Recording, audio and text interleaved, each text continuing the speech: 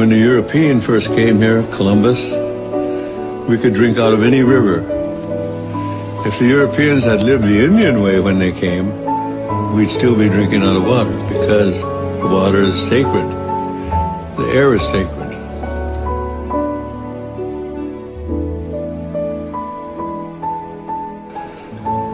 Our DNA is made of the same DNA as the tree. The tree breathes what we exhale. When the tree exhales, we need what the tree exhales. So we have a common destiny with the tree.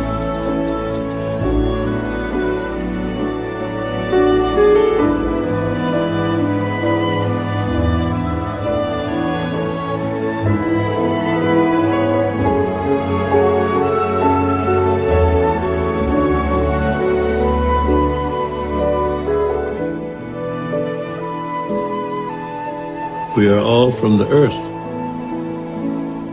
And when the earth, the water, the atmosphere is corrupted, then it will create its own reaction. Mother is reacting.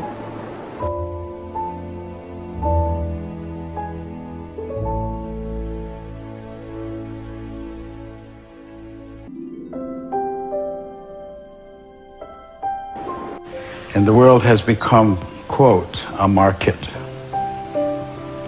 And it's this market that we have to deal with. And it's this idea of boundless and endless resources.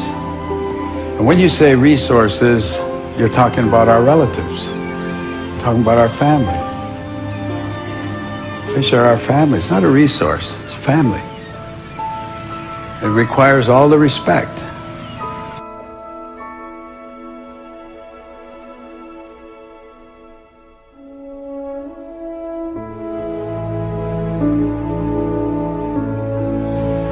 The structure of the world itself is such. It functions on natural law, and the natural law is a powerful regenerative process. There's a process of regeneration that continues and grows and is endless.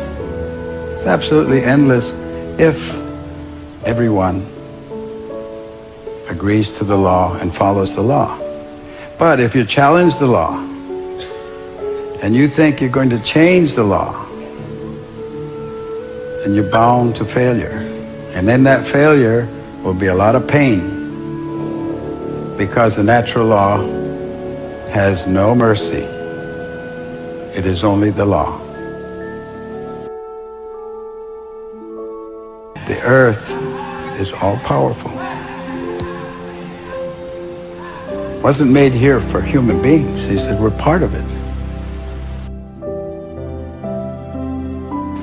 But we don't have to be here because the earth has its own process. And if it becomes to the point where you destroy yourself as human beings and you destroy life and finally leave this earth, the earth's not going to disappear.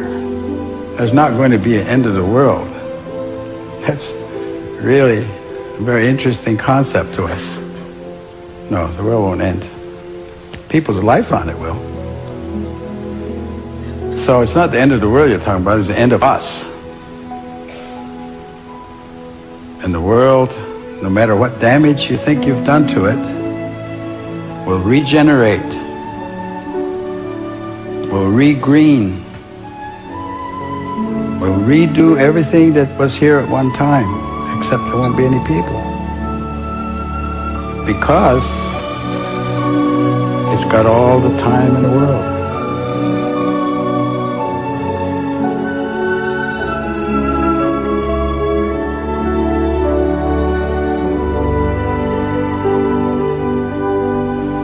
As you're coming down the final stretch, you're racing towards the finish, and there is the stone wall, and you're not pulling your horse. You're not stopping. You're in fact accelerating. That's the way I see the use of what you call resources. You're using them faster than they're reproducing.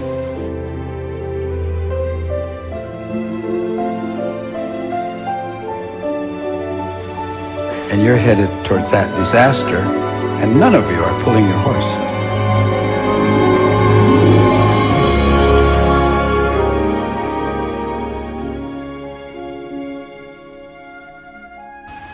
And every day that you don't do what's right is a day that you've lost an option. And you're losing your options every day.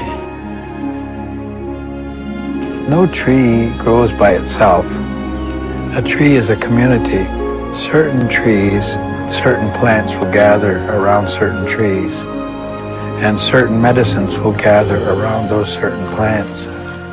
So that if you kill all the trees, if you cut all the trees, and you're destroying the community, you're not just destroying a tree, you're destroying a whole community that surrounds it and thrives on it, and that may be very important medicine for people or for animals.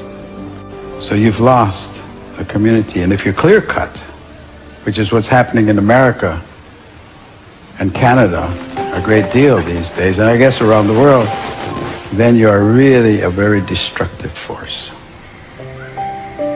And simply replanting trees is not replanting community.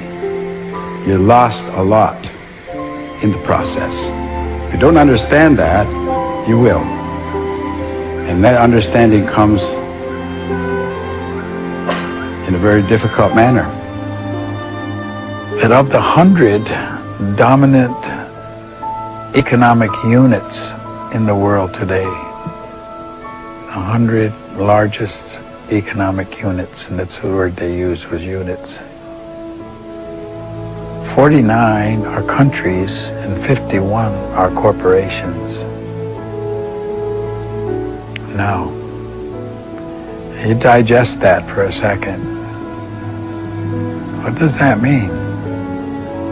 It means that corporations are the driving force of decision-making today. And corporations are not concerned with human rights.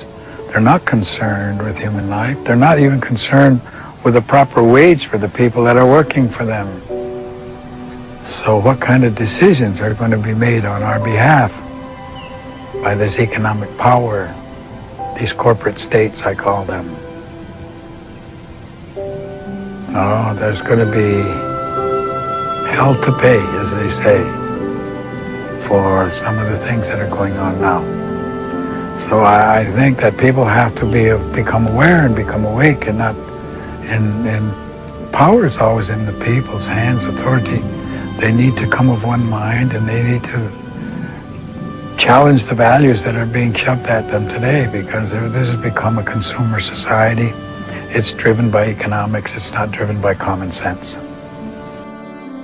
You know, it's not good sense to follow somebody just because. Why? You can't give me an answer why you follow him, but if he were going to do something like jumping off a cliff, would you follow him? Would you do that? Use your sense, use your common sense. Everybody should be their own leader. In other words, do your thinking for yourself. And we look about, and we look about for allies, we look about for friends, we look about for people who will understand and agree with those mandates of peace. That we are now placing in your hands all life. And it is your responsibility and it is your duty to look after all life. And so when he was speaking like that, he wasn't talking about our aunts and our uncles and our cousins and our fathers and our mothers. He was talking about all life. He was talking about the trees. He was talking about the fish, animals, everything that grows, everything with life. Because it is a family.